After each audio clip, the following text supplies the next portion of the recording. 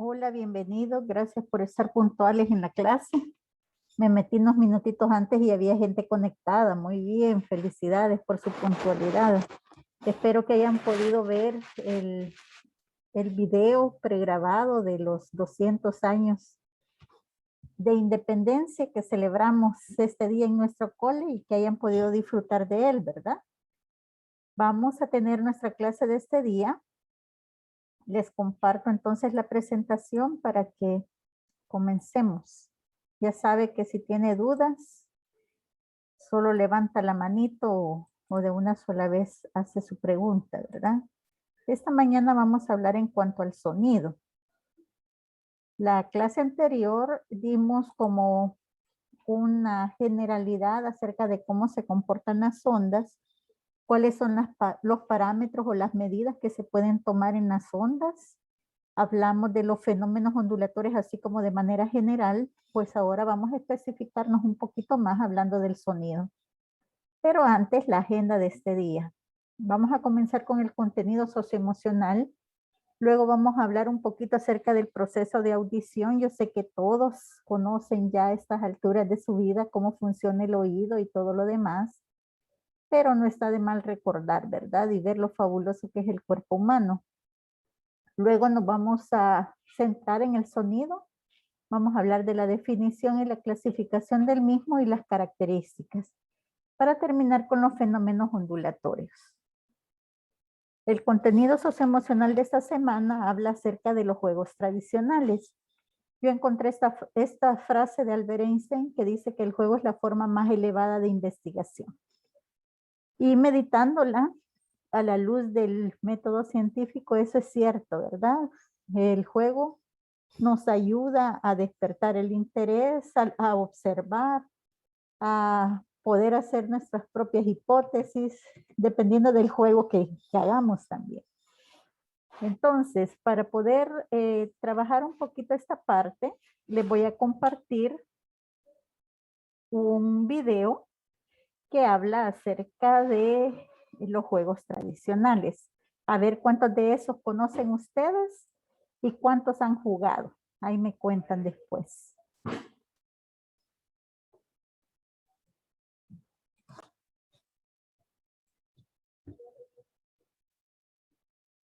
Juegos tradicionales. El Salvador. Chibolas o canicas es un juego tradicional salvadoreño que básicamente consiste en ganar la mayor cantidad de chibolas. Se trata de sacar las chibolas colocadas dentro del círculo por medio de golpes con la chibola golpeadora, teniendo el cuidado de no dejarla adentro. Capirucho está compuesto por una base con forma de sombrero o barrilete y un palito largo. Ambas partes están unidas con una cuerda resistente. Se juega insertando el palito en el capirucho la mayor cantidad de veces consecutivas. Trompo está hecho de madera con forma de pera, con una punta de hierro. Incluye una cuerda para enrollarlo y hacerlo girar, o como dicen los niños, hacerlo bailar. La pizcucha está elaborada con plástico o papel. Son conocidas como cometas o barriletes. Su origen es asiático, pero fue adoptada como un juguete de gran preferencia por la niñez salvadoreña. Con la llegada de los vientos, los niños suelen encumbrar las pizcuchas, es decir, hacerlas volar. También tenemos otros juegos como la peregrina, saltacuerdas, los llamados jacks, arranca cebolla y algunos más.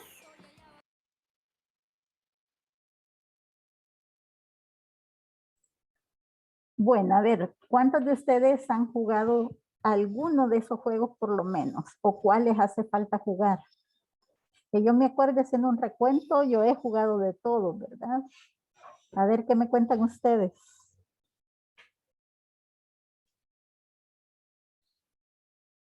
A ver, Carla Umaña, ¿cuáles juegos no has jugado de los que salieron ahí?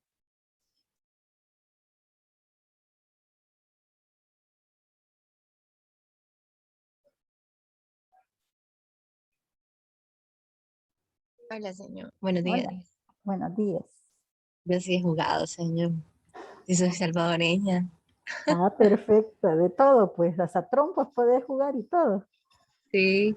Excelente, muy bien, perfecto. ¿Y Milán? ¿Qué dice Milán? Bueno, Hola, de todo también. de Solo todo. al capirucho no le sé, pero ya lo he intentado. Ah, vaya. ¿Y si puedes volar piscuchas?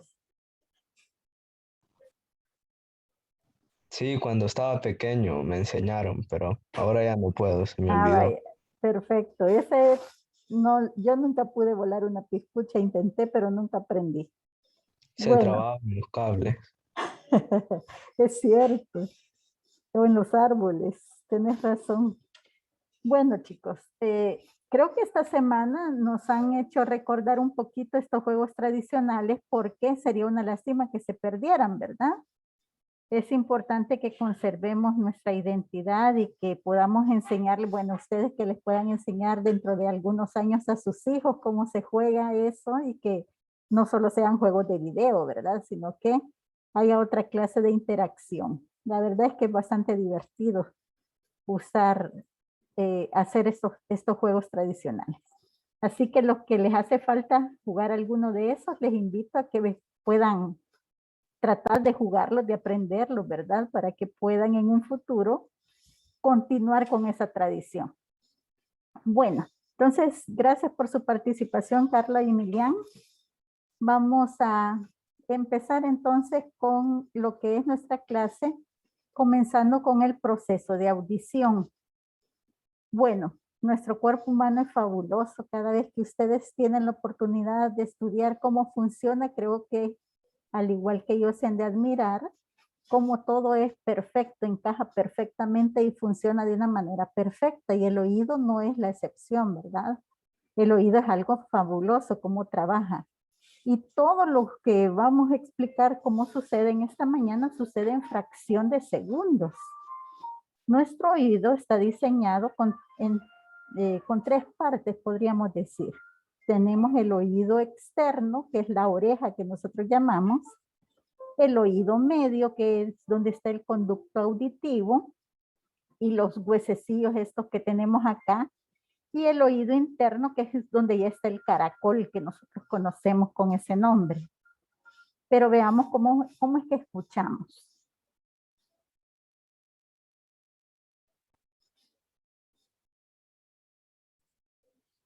Bueno, si se dieron cuenta, es fabuloso cómo trabaja el oído, ¿verdad? Y lo que voy a rescatar en esta mañana de todo lo que hemos aprendido de ese video es que el sonido son vibraciones, vibraciones que al entrar a nuestro oído medio hacen que el tímpano vibre, ¿verdad? Y esa vibración se va como propagando por el resto del oído y ya vieron ustedes cómo funciona. Entonces, apliquemos ese conocimiento que hemos adquirido a el resto de nuestra clase. ¿Cómo así que vibraciones? Bueno, ustedes recuerdan que en la clase anterior hablamos que la onda era una perturbación, ¿verdad? Que se propagaba en el espacio o en un medio. Igual, el sonido es una vibración. Esta vibración hace que se muevan las partículas del aire o del medio donde se está propagando el sonido y esa vibración llega a nuestros oídos, ¿verdad? Y ya vieron lo que pasa después hasta que nuestro cerebro interpreta eso esa vibración como un sonido. Entonces, por la forma en que se propagan las ondas, si usted se fija, la perturbación y la propagación son paralelos, por lo tanto, la onda del sonido es una onda longitudinal. Y también es una onda mecánica. ¿Por qué es una onda mecánica? Bueno, es una onda mecánica porque necesita un medio para propagarse. El sonido no se propaga en el vacío. Y para comprobarlo en un laboratorio, esto se hace a través del siguiente experimento que le voy a poner en este momento.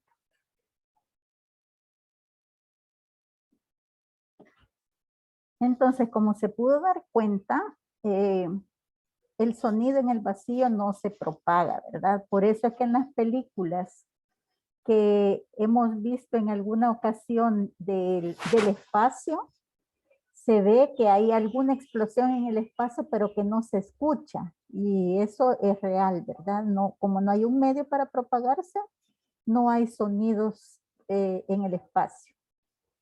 Preguntas hasta acá, chicos. Señor, una pregunta. ¿Podría volver a explicar por qué dijo que es una onda mecánica? Una onda mecánica porque necesita un medio para propagarse. Recuerda que esa clasificación es mecánica y electromagnética. Son electromagnéticas y se propagan en el vacío, ¿verdad? Pero como el sonido no se puede propagar en el vacío, entonces es mecánica y necesita un medio para propagarse.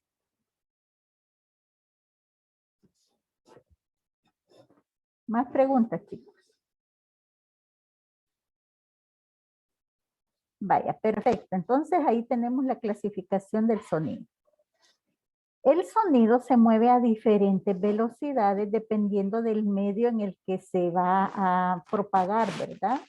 Se mueve más rápido, como pueden ver aquí las velocidades en metros sobre segundo se mueven mucho más rápido en los sólidos que en los líquidos y que en los gases. ¿A qué se debe eso? Bueno, se debe a la estructura molecular que tienen los distintos estados. Mire el siguiente video donde puede ver qué es lo que sucede en realidad. Ahorita.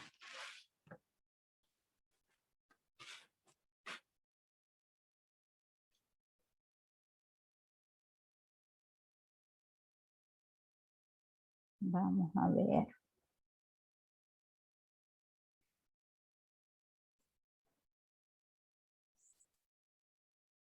Creo que se me perdió, chicos. Bueno, en el video usted podía ver que a medida que, bueno, usted sabe, ahorita le explico en la pizarra, ya que tuvimos ese inconveniente. Usted sabe que cuando tengo un sólido, un líquido o un gas, las moléculas del gas tienen más espacio entre ellas que un líquido o que un sólido. En un sólido las moléculas están más juntas. Esa es la razón por la cual, ya que esta es una vibración que se va pasando de molécula en molécula, entre más juntas estén las moléculas, más rápido se va a ir propagando. Esa es la razón por la cual vemos las velocidades, estas que están acá, ¿verdad? Que en el sólido, imagínense, en el hierro se propaga a 5130, en el cobre a 3560 y en el aire a 340. Es una diferencia bastante grande. Ahora, si mira entre el aire y el agua es mucho más rápido la propagación del sonido que en el aire, ¿verdad? Esta velocidad sí la tenemos como medio que recordar porque es la oficial que utilizamos para realizar ejercicios o contestar cualquier pregunta respecto a eso. El hecho de que la velocidad en el aire se transporte el sonido en el aire se transporte 340 metros sobre segundo, es que me da el fenómeno de que cuando cae un rayo, yo veo primero la luz y luego escucho el ruido. Porque la luz viaja a 300 millones de metros sobre segundo. Es muchísimo más rápida, ¿verdad?, que el sonido. Y por eso pasa eso, que vemos la luz y al tiempo escuchamos el sonido. Y algún tiempo después escuchamos el sonido. Eso también depende de la distancia a la que nos encontremos de donde cae el rayo, ¿verdad? Preguntas con esto de la velocidad. No se tienen que aprender cuáles son las velocidades del sonido. Esto es solo para que ustedes tengan una idea. Entonces vamos con las características del sonido. Las características son intensidad, tono y timbre. Yo creo que en música ya han visto un poco de esto, ¿verdad? La intensidad del sonido es lo que nosotros llamamos comúnmente como volumen y me permite clasificar a los sonidos en suave y fuerte. Esta intensidad depende de la amplitud de la onda.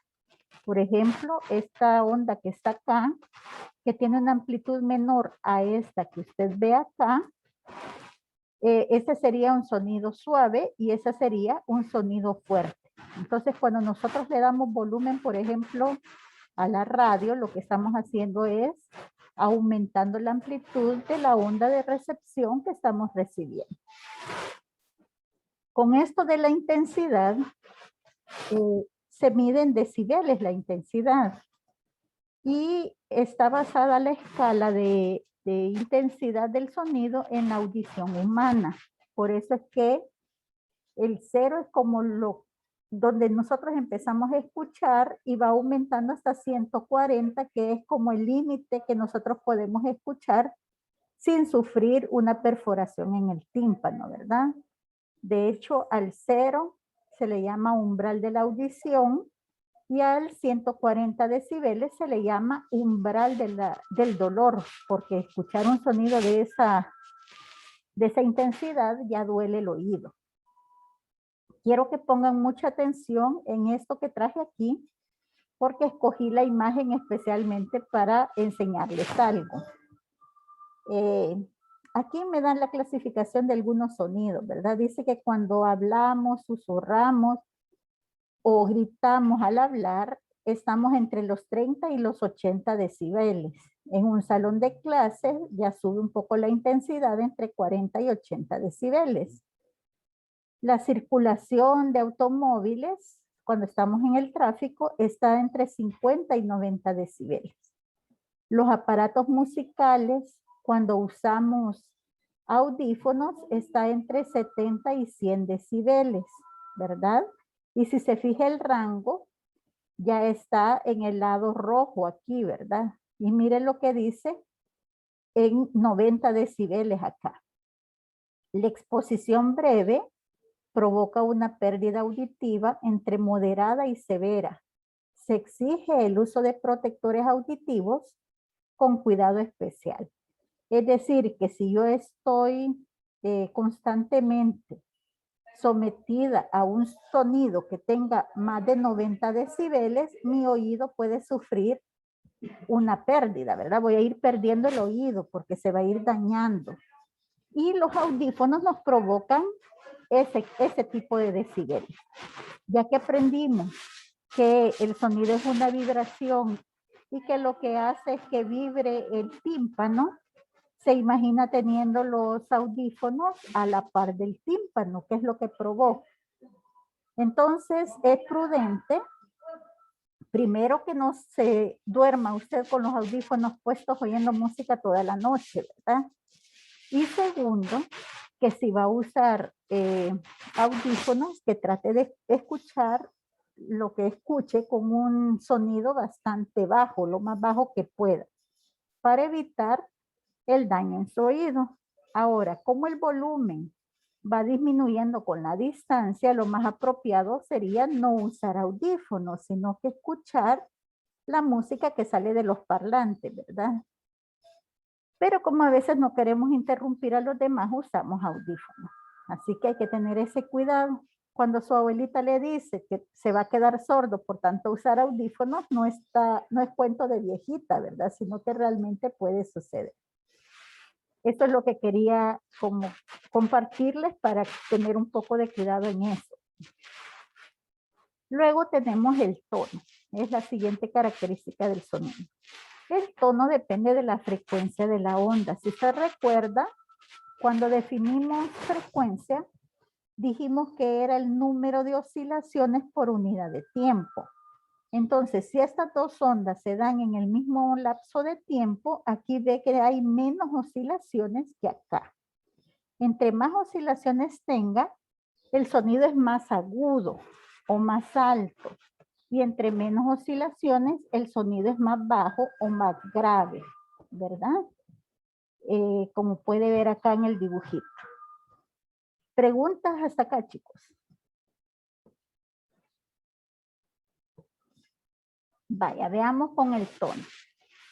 Como tiene que ver con la frecuencia, esto se mide en hertz, ¿verdad? el oído humano es capaz de escuchar únicamente sonidos que van de los 20 Hz a los 20 kilohertz, es decir, a los 20.000 Hz. De ahí, de los 20 hacia abajo se llaman infrasonidos y de los 20.000 hacia arriba se llaman ultrasonidos.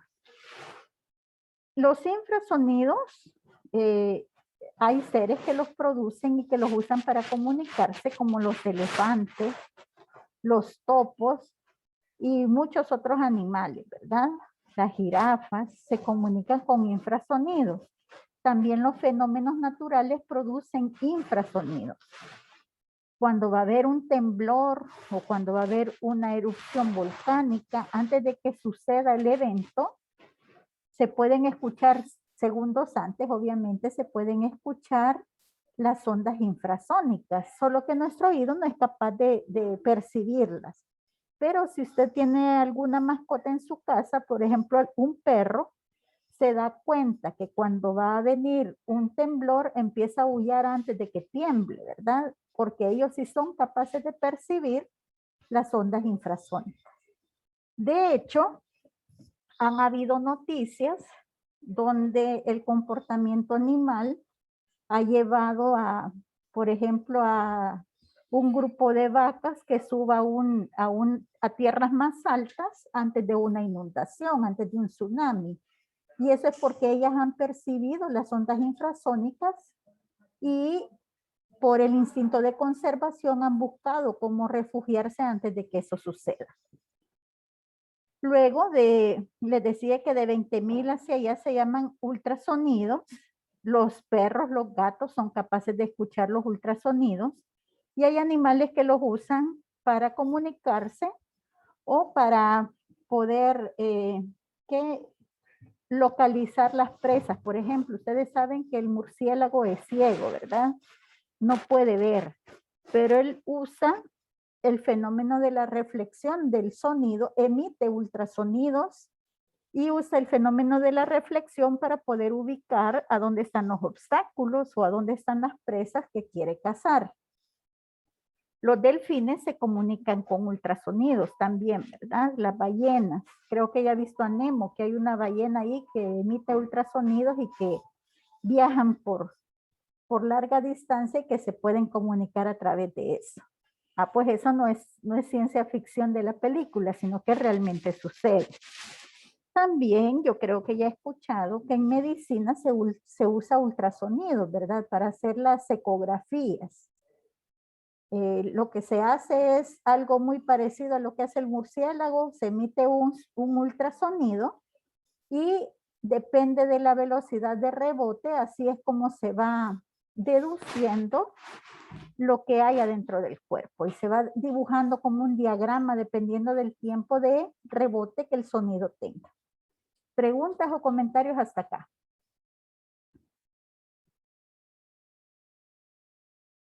La siguiente característica es el timbre. El timbre depende de la forma de la onda. Yo tengo aquí dos ondas que tienen el mismo tono, es decir, la misma frecuencia, la misma intensidad, pero su forma es diferente, ¿verdad? Entonces, el timbre me permite a mí distinguir un sonido de otro, que tenga el mismo tono y la misma frecuencia, como por ejemplo en un concierto. Imagínense que va a un concierto y cuando está ahí empiezan a tocar, bueno, las notas musicales tienen que ver con el tono, ¿verdad? Cada nota es emitida en una frecuencia determinada. Entonces, cuando usted está ante un concierto, los violines, por ejemplo, y el cello tocan la misma nota, pero usted puede distinguir claramente cuál es el sonido que viene del violín y cuál es el sonido que viene del cello. Y eso es gracias al timbre, ¿verdad? Es la característica que me permite a mí distinguir entre dos sonidos. O también me permite reconocer la voz de personas familiares, ¿verdad? Por ejemplo, si su mamá le habla, aunque usted no la vea, usted reconoce que es la voz de su mamá. Eso es gracias al timbre. Vamos entonces con la parte de los fenómenos ondulatorios. Si usted recuerda, en la clase anterior hablamos de los fenómenos ondulatorios de una manera general, ¿verdad? Hablamos que era la reflexión, que era la refracción y así sucesivamente. Pero ahora vamos a especificar un poco con el sonido. ¿Cuáles son los fenómenos ondulatorios que se dan en el sonido? Pero antes de pasar, quiero que veamos un interactivo que nos va a ayudar a consolidar lo que hemos visto hasta el momento. Vaya. Déjeme ver acá. Vaya, aquí estamos. Primero, aquí puede ver usted cómo se ven las partículas de aire que están ahí flotando, ¿verdad? Estas partículas rojas que están acá solo es parte del interactivo para que usted pueda ver que es cierto lo que dice la definición de una onda, que dice que en una onda se transporta energía, pero no se transporta materia. Entonces, usted va a ver que por más que haya un paso de onda por acá, los puntos rojos van a permanecer en el mismo lugar. Para eso están esos puntos ahí. Cuando yo produzco un sonido, lo que sucede con las ondas en el aire es lo siguiente.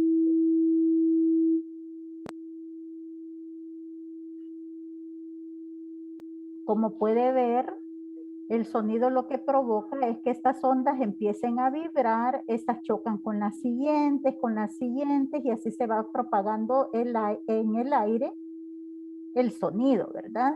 Mediante el choque de las moléculas que componen el medio donde se está transportando.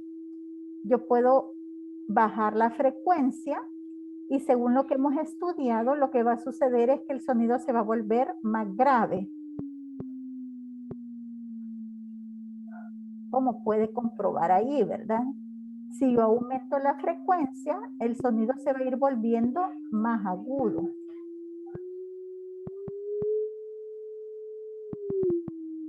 Ahora, la amplitud tiene que ver con el volumen, si usted recuerda, ¿verdad? Le voy a bajar un poquito el volumen general para no dañar nuestro oído. Si yo voy bajando la amplitud, el volumen va disminuyendo. Y si voy aumentando la amplitud, el volumen va aumentando, como puede ver. Aquí podemos ver la gráfica, ¿verdad? Para ver cómo es que se comporta la onda. Mire cuando aumenta la amplitud de la onda y cuando disminuye, ¿verdad? Cuando aumenta la frecuencia, quiere decir que hay más oscilaciones por unidad de tiempo. Cuando disminuye la frecuencia. Bueno, ahí estamos comprobando en parte lo que hemos estudiado hasta ahorita. Ya vimos esto de la velocidad. Y eso lo vamos a ver después. Preguntas hasta acá, chicos. Vale, perfecto. Entonces vamos ya con los fenómenos ondulatorios. El primer fenómeno que vamos a estudiar es la reflexión del sonido. Y para eso hemos hablado anteriormente que la reflexión del sonido me genera dos fenómenos. No sé si se acuerdan en la clase pasada que hablamos de eso. El primer fenómeno se llama eco, que quizás es con el que estamos más familiarizados. El eco se produce cuando hay una distancia mínima de 17 metros. Ahora, como ya vimos que la velocidad del sonido en el aire es de 340 metros sobre segundo, esa es la distancia que le permite a mi oído distinguir entre la emisión del sonido y la reflexión del sonido. A veces vemos en los muñequitos que alguien grita enfrente de una montaña y que dice eco y que el eco responde eco, eco, eco varias veces. Eso no se llama eco. El eco es una sola reflexión, ¿verdad? Si yo digo eco, lo que tengo que escuchar después de micras de segundo es la palabra eco nada más, una sola vez.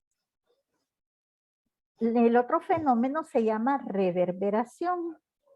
Y la reverberación se da o cuando el obstáculo donde el sonido rebota es menor a 17 metros o cuando hay reflexiones múltiples, ¿verdad? Como por ejemplo en un espacio cerrado.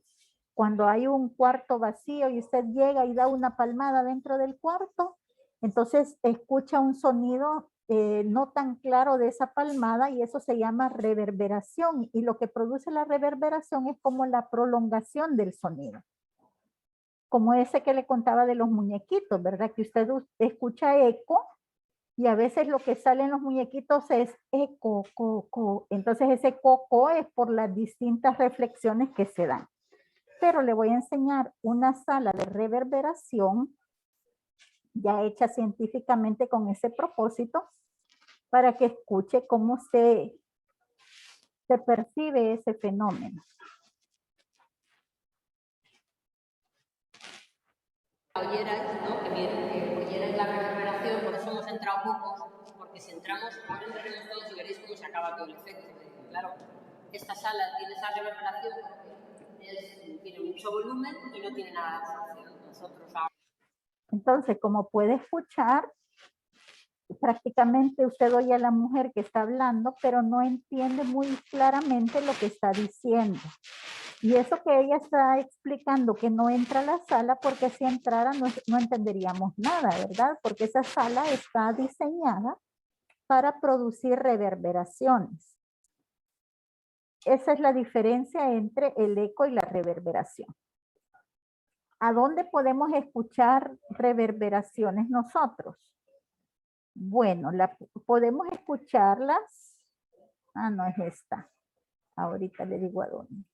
Por ejemplo, cuando llegamos a un restaurante y que todas las personas están hablando al mismo tiempo en sus mesas, ¿verdad? Escuchamos que la gente habla, pero no entendemos las conversaciones. Eso es porque nuestro oído no es capaz de distinguir entre la emisión del sonido, la reflexión del sonido, y hay como sonidos unos subidos encima de otros, entonces eso se llama reverberación. También en un cuarto de conferencia, en la ducha, cuando nos metemos a la ducha y hablamos, se oye no un eco, sino que una reverberación. O en los gimnasios también, ¿verdad? O en los centros de mascotas, donde todas las mascotas ladran o maullan al mismo tiempo y no entendemos claramente los sonidos. Ahí es donde se produce la reverberación. ¿Preguntas con estos dos fenómenos del sonido? ¿O todo está claro?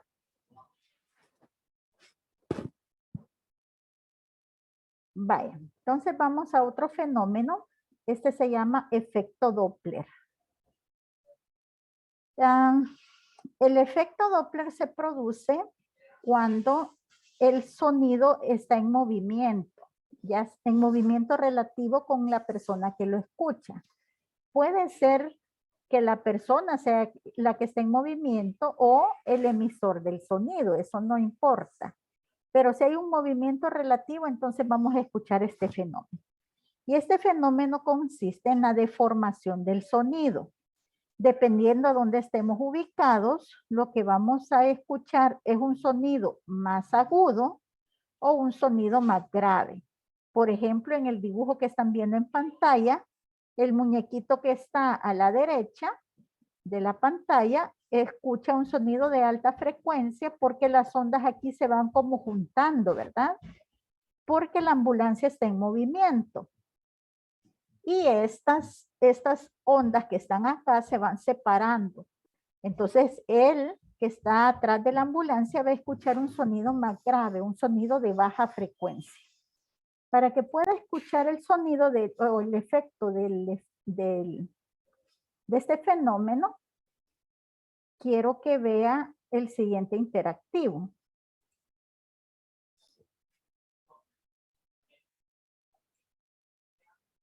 Vamos a ver. Este no es. Es este. Vaya. Vamos a ver. La donna è nobile mal più malveto, muta d'accento e di pensiero.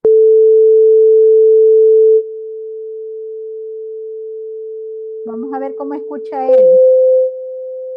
Ahora, ¿cómo escucha él?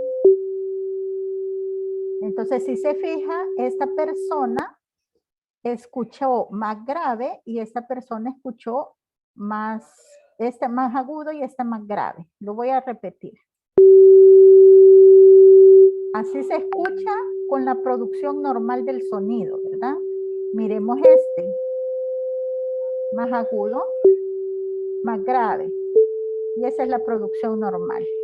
Entonces, esa deformación del sonido es que se llama efecto Doppler. El efecto Doppler ha sido usado en la medicina. Hacen un examen para estudiar las venas y cómo circula la sangre a través de las venas utilizando este efecto, ¿verdad? Porque cuando se deforma el sonido del flujo de sangre, cuando va la sangre o si estamos de este lado de la sangre antes que pase o después de que pasa. Para eso usan el efecto Doppler. También es utilizado en las puertas de los supermercados, que cuando usted se acerca a la puerta se abre automáticamente. Esa es también una aplicación de este mismo efecto, ¿verdad? ¿Preguntas con este? Vale. Entonces, le explico. Si yo tengo aquí el emisor del sonido, y no hay ningún movimiento, entonces las ondas se propagan de esta forma. Si usted se fija en cualquier parte, si yo estuviera parada aquí, escucharía lo mismo si estuviera parada aquí o aquí, porque la frecuencia de las ondas es la misma, es decir, la separación entre una onda y la otra no cambia. Hola. Una pregunta, no sé si soy yo, pero a mí me sale siempre la pantalla de YouTube. No sé si está en una pizarra o qué. Ah, vaya. Gracias por avisarme, Fer.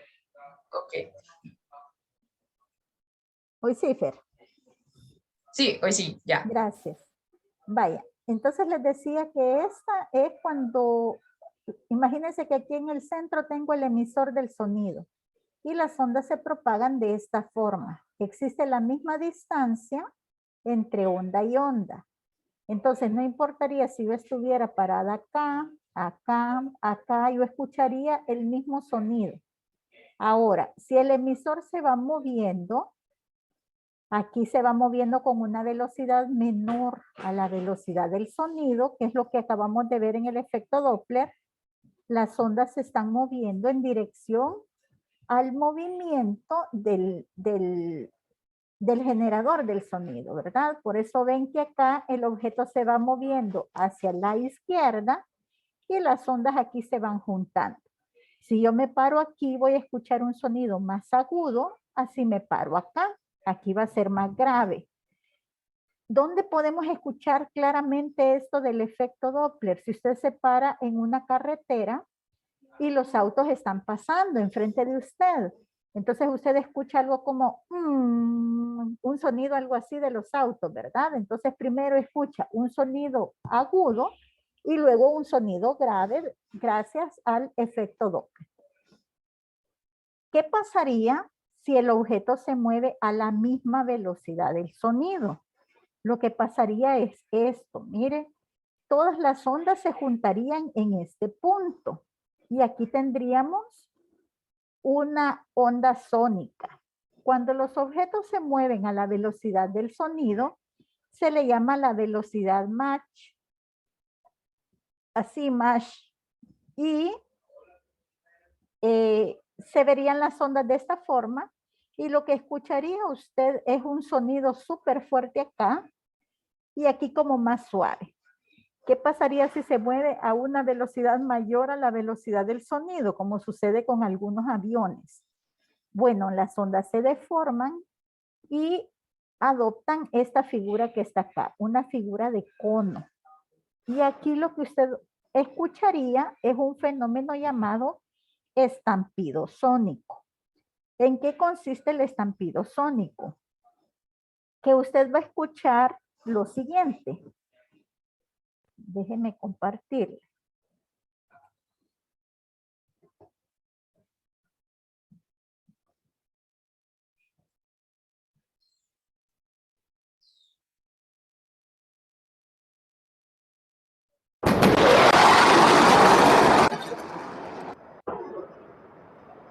Lo repito y lo explico. Entonces, las ondas como se van propagando después de los no se escucha nada cuando el objeto viene, sino que se escucha hasta que ya ha pasado.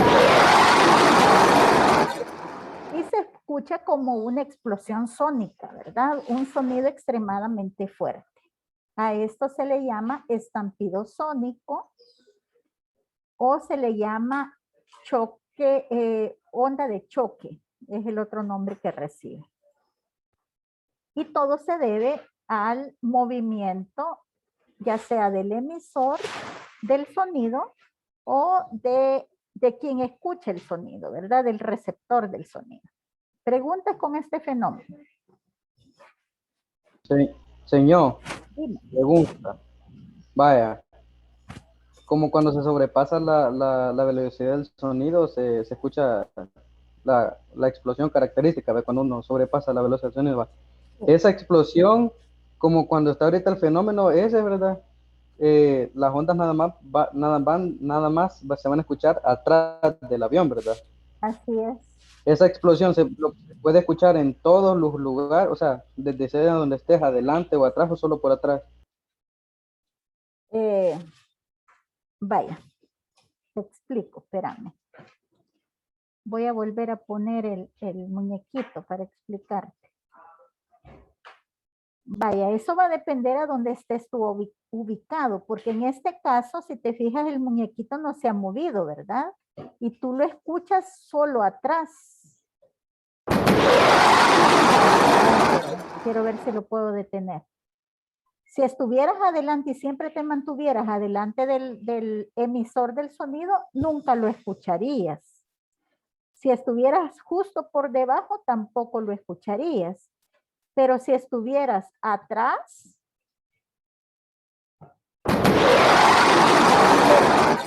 y permanecieras ahí y el avión también, ahí lo estarías escuchando continuamente. Si te empezaras a mover igual que el avión, ahí lo seguirías escuchando, ese estampido, ¿verdad? Y así sucesivamente. No sé si eso contesta tu pregunta. Sí, sí, ya. Vaya, perfecto. ¿Más preguntas? Vaya, de hecho, se ve algo así, ¿verdad? Se deforma el medio, como el medio donde se está transportando aquí el sonido es el aire, se puede ver como un resplandor en el aire cuando se deforma la onda sonora, ¿verdad? Entonces, onda de choque o estampido sónico se llama este fenómeno. Ahora vamos con otro fenómeno que se llama resonancia. No sé cuántos de ustedes han visto también en las caricaturas que a veces sale que alguien tiene una copa en la mano y hay una cantante de ópera que empieza a cantar y de repente eleva tanto la voz que quiebra la copa. Ese fenómeno realmente puede suceder y se llama, es debido a la resonancia. ¿Qué es eso de la resonancia? Bueno, todos los cuerpos vibramos a cierta frecuencia. Esa frecuencia a la cual vibramos se llama frecuencia natural. Incluso nosotros los humanos, ¿verdad? Tenemos una propia frecuencia natural. De hecho, cada órgano dentro de nosotros tiene una frecuencia a la cual vibra. Por eso existen exámenes médicos llamados exámenes de resonancia magnética, ¿verdad? Que lo que hacen es producir ondas magnéticas que vibran a cierta frecuencia para estudiar determinados órganos. Por ejemplo, si son huesos, van a vibrar a una frecuencia distinta, así son músculos, o así es un tumor, Entonces, dependiendo de lo que quieran estudiar, así va a ser la frecuencia que van a producir con esas ondas magnéticas. La guitarra, bueno, todos los instrumentos de cuerda tienen algo que se llama caja de resonancia. Esta parte de acá, ¿verdad? Se llama caja de resonancia. ¿Para qué sirve la caja de resonancia? Para utilizar ese fenómeno, ¿verdad? Les explico. Entonces, cuando yo hago vibrar algo o emito la frecuencia natural de algo, ese algo va a vibrar a la misma frecuencia que yo estoy produciendo sin necesidad de tocarlo. Un ejemplo de eso es cuando usted está en su casa y de repente pasa uno de esos microbuses que llevan la música a todo volumen. Usted puede ver cómo los vidrios de su casa vibran, o si usted va dentro del microbús, puede sentir que los vidrios del microbús están vibrando. Si eso se prolongara por mucho tiempo y la intensidad del sonido aumentara, se quebrarían los vidrios del auto, ¿verdad? O los vidrios de su casa. Entonces, el propósito de la caja de resonancia de los instrumentos musicales es precisamente eso, que cuando yo toque las cuerdas, cada cuerda va a producir una frecuencia determinada y la caja de resonancia va a vibrar a esa misma frecuencia. Ese efecto me produce una amplitud del sonido, es decir, que yo escuche el sonido más fuerte, con más volumen. Por eso es que tienen caja de resonancia los instrumentos musicales. Pero quiero que vean el siguiente video, bastante interesante, de lo que habla acerca de la resonancia. Son dos videos.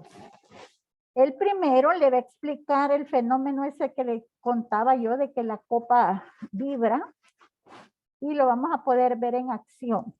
Y el otro es que uno de los efectos, como todos los cuerpos, le explicaba yo, tienen una propia frecuencia natural, uno de los efectos es en las construcciones, ¿verdad? Hay que tener mucho cuidado con la resonancia, porque si hubiese un fenómeno natural que vibrara a la misma frecuencia que un edificio, el edificio se cae. O si hubiese un viento que soplara a la misma frecuencia que un puente, el puente se cae. Eso también se lo voy a enseñar en otro video. Se lo comparto ahorita.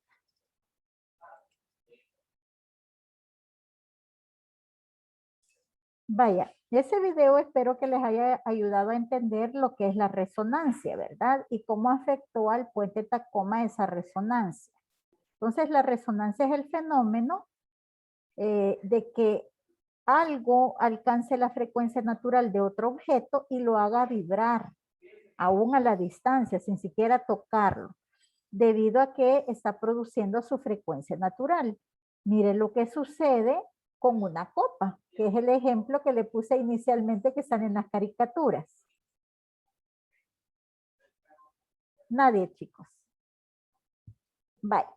Entonces, si yo bueno, de hecho se puede, ¿verdad? Con la misma guitarra, ajustando ahí, poniendo los dedos en los trastos adecuados, cuando usted emite esa misma nota con otra cuerda, la primer cuerda a la que hacía referencia empieza a vibrar automáticamente sin siquiera tocarla. Y esa es la forma en que afinan, bueno, se afina de oído la guitarra. Entonces, ese es el fenómeno de la resonancia. Los humanos vibramos, tenemos una nota, una frecuencia natural, sí la tenemos. Solo que es infrasónica, por eso nuestro oído no es capaz de oír cuando otro está vibrando, ¿verdad? O cuando nosotros mismos estamos vibrando. Pero sí emitimos un sonido, así como más adelante vamos a ver que emitimos radiación, es decir, emitimos luz, pero tampoco somos capaces de verlo, ¿verdad? Preguntas hasta acá, chicos. Bueno, entonces veamos que ya vamos a ver la última de los fenómenos, y este fenómeno es el llamado interferencia. Estudiamos en la clase pasada que existen interferencias constructivas e interferencias destructivas, dependiendo de la oscilación de la onda, ¿verdad? Si la onda oscila en fase, entonces es constructiva. Y cuando es constructiva, lo que sucede es que la nueva onda que se forma al interferir es la suma de las dos ondas. Por eso usted ve una onda verde acá, una onda azul, pero el resultado de la onda verde más la onda azul, como están oscilando en fase, es esta onda roja, que tiene la amplitud igual a la suma de las amplitudes que la formaron.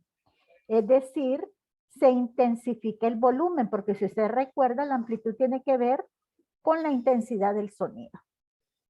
¿Qué sucede cuando no oscilan en fase, sino que en desfase? Entonces se da una interferencia destructiva, como este caso acá, ¿verdad? La onda roja es la resultante de la verde y la azul, pero en este caso, como las ondas son contrarias, resulta en una disminución del sonido, del volumen. Y si ve la amplitud de la onda resultante es menor que la de la verde y la azul que la produjeron. Para que lo pueda visualizar mejor, veamos el siguiente interactivo. Vamos a ver. Vale. Aquí yo puedo escuchar el sonido que está emitiendo esta bocina. Veamos cuando hay dos bocinas. En este caso, si usted se fija, se produce una interferencia, ¿verdad? Aquí. Y usted puede ver qué es lo que sucede, si se construye más la onda, si se amplifica la onda o se disminuye la onda. Veamos lo que percibe el hombrecito que está ahí. Él escucharía así, sin interferencia, pero a medida que nos metemos en la interferencia, mire lo que pasa. Entonces, eso significa que es una interferencia constructiva porque el volumen va aumentando. Aquí es una interferencia destructiva porque no escucha nada, ¿verdad? La onda se destruye completamente. Y aquí se escucha otra vez, ¿verdad? Entonces, eso sucede con el sonido. Si lo pudiéramos visualizar, lo que veríamos es algo como esto. Espérenme, lo voy a callar para que no nos esté molestando ya. Vamos a ver. Le voy a enseñar cómo se vería para que entendamos un poquito mejor.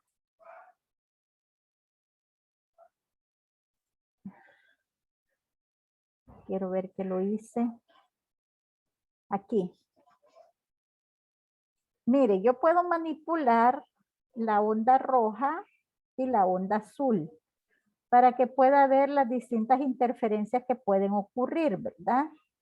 Cuando están oscilando en fase, si usted se fija, aquí tengo una oscilación en fase, pero aquí se desfasa. Por eso tengo yo aquí una amplitud mayor, pero luego tengo esta otra figura de la onda, ¿verdad? Por el tipo de interferencia que se está dando. Y así puedo jugar con ellas, ¿verdad? Por ejemplo, aquí yo escucharía sonido más alto, sonido más bajo, casi no escucharía nada. Empieza a aumentar, más alto y luego baja de nuevo y aquí casi nada. Y así sucesivamente. Podría oír ese pulso ahí aumentando, disminuyendo, dependiendo del tipo de interferencia que se da. Y todo eso depende únicamente del tipo de interferencia, si es constructiva o destructiva. Por ejemplo, aquí oiría sonido, sonido, sonido, sonido, nada. Sonido, sonido, sonido, nada. En estas partes se anula el sonido, ¿verdad? Como puede ver ahí. Entonces, aplicaciones de estos, los silenciadores. Los silenciadores están hechos de tal forma, por ejemplo, si es de una pistola y el disparo produce un sonido con cierta frecuencia, entonces lo que trata de hacer el silenciador es como rectificar ese sonido y hacer una interferencia destructiva para que se minimice el sonido. Si no es posible eliminarlo completamente, por lo menos que se minimice.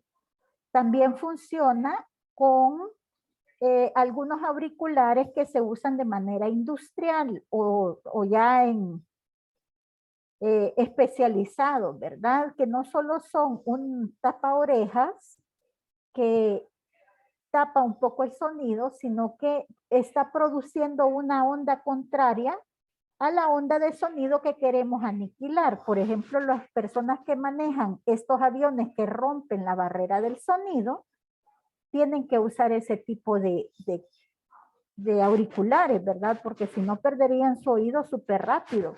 O las personas que trabajan en los lugares donde estos aviones despegan, ¿verdad?